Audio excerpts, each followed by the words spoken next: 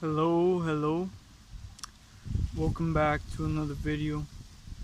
My name is Soul, and today we have a fun topic. I'm probably gonna end up naming the video something like "The comfort of your home is enough." Now, what does this mean? I'm almost done reading the book Autobiography of a Yogi. Once again, I recommend this book greatly. It's amazing. And I recently learned a valuable lesson from this book, which I used to think otherwise, and this showed me somewhat of a new perspective that I would like to share. I often preached traveling, and I mean, where am I right now? Alone in Mexico. But yeah, what was I saying? Yeah, traveling. I think traveling is great. I still think traveling is great, but I want to share a new perspective. I used to think that travel was somewhat essential to spiritual growth. I used to think that if you were to just stay in your home, and like for most people, if you're in a big city, I used to think this is not an optimal environment for spiritual growth, and that it would be hard to progress. But I've come to a kind of in between now. So let me give you an example. So in the book, there is a great master by the name of Lahari Mayasaya. I mentioned him briefly in the last video. And he was what you would call a typical householder.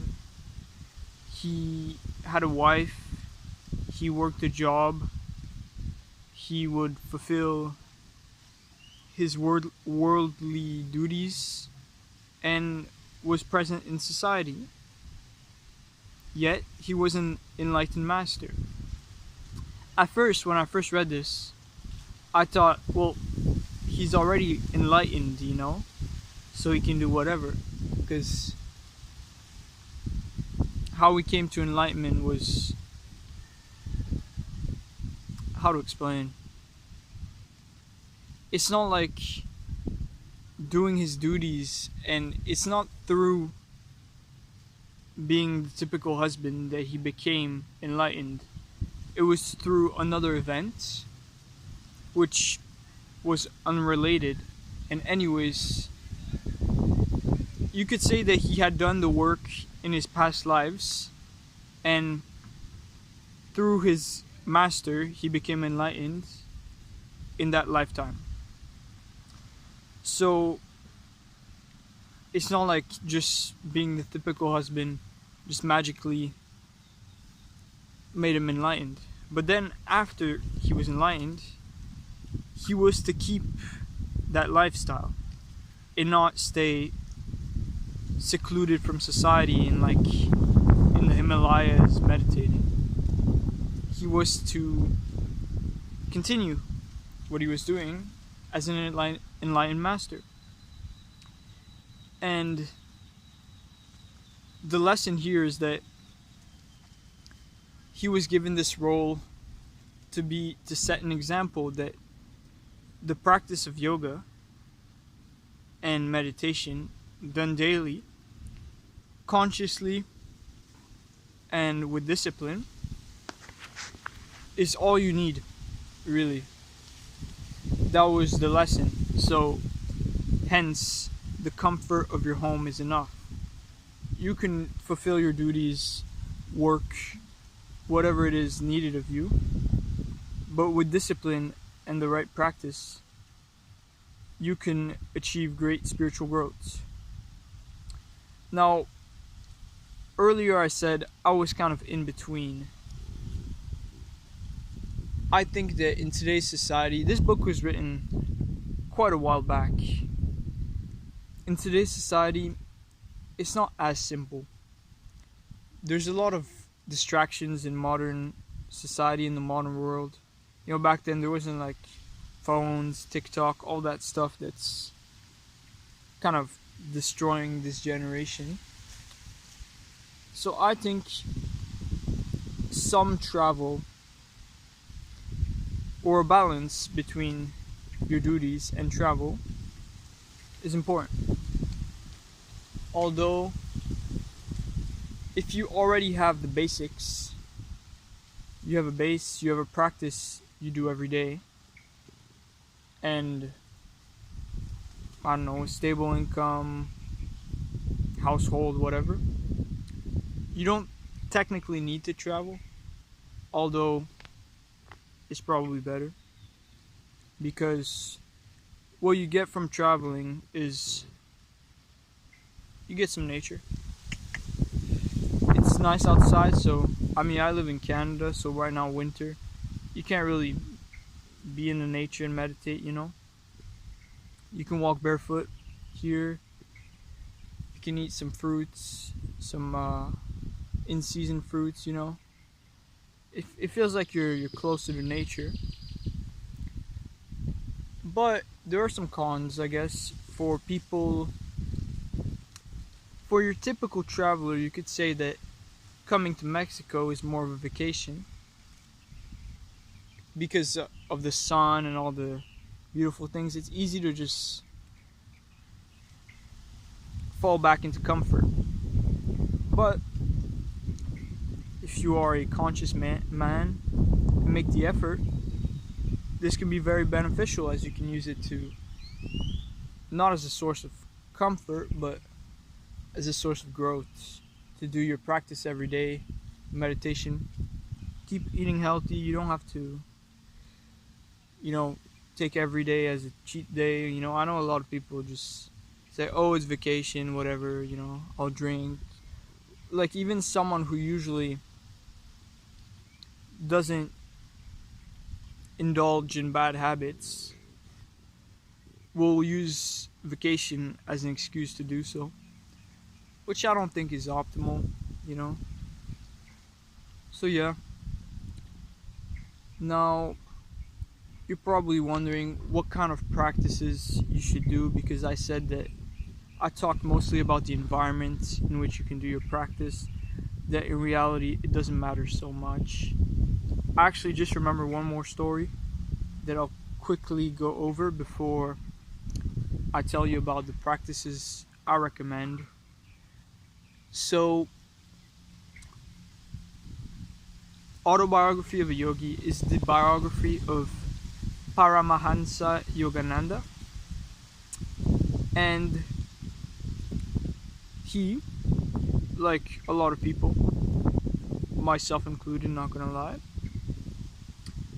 have this wanting, this strong attraction to the Himalayan mountains.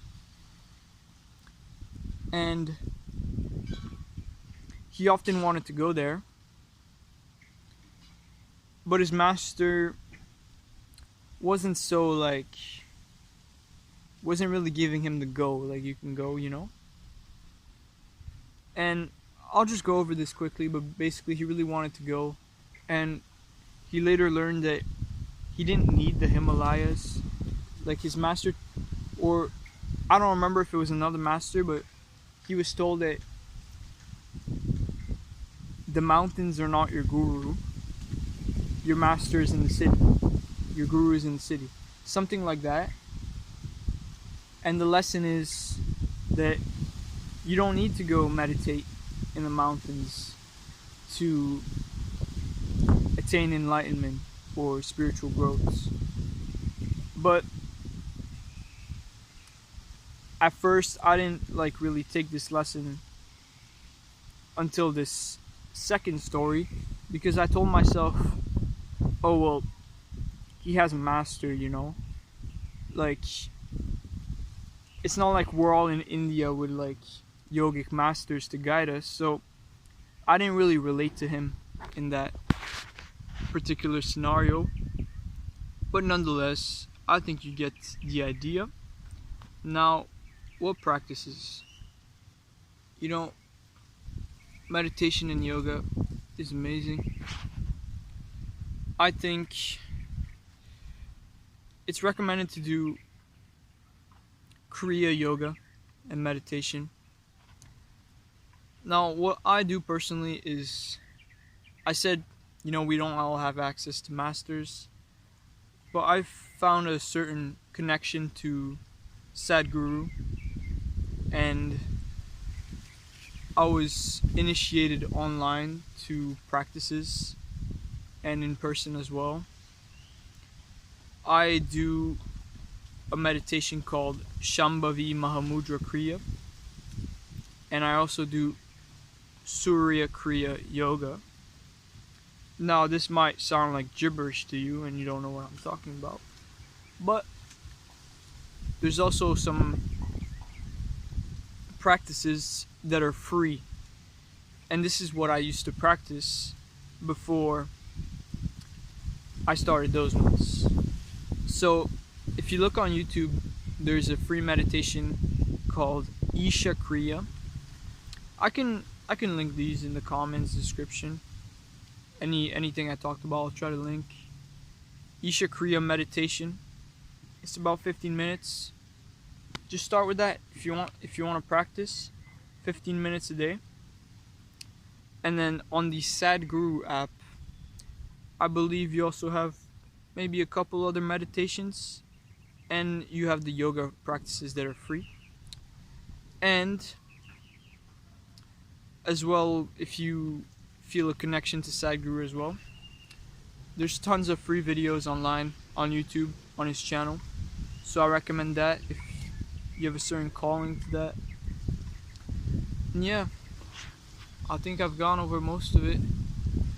Oh yeah, and I didn't go too in depth with the practices. I mean, I give you something to start with, but if you already have some practices you do, as I said, as long as you do them consciously and with discipline across every day, it can't be bad. I don't think it can be bad, it can only be for the better. And yeah, but what I really recommend is your curiosity. If you have curiosity and a desire for growth, you'll be led to the right places.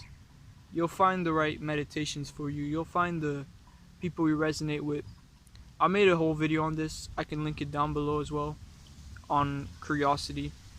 I think the video is called The Best Trait to Have on Self-Improvement.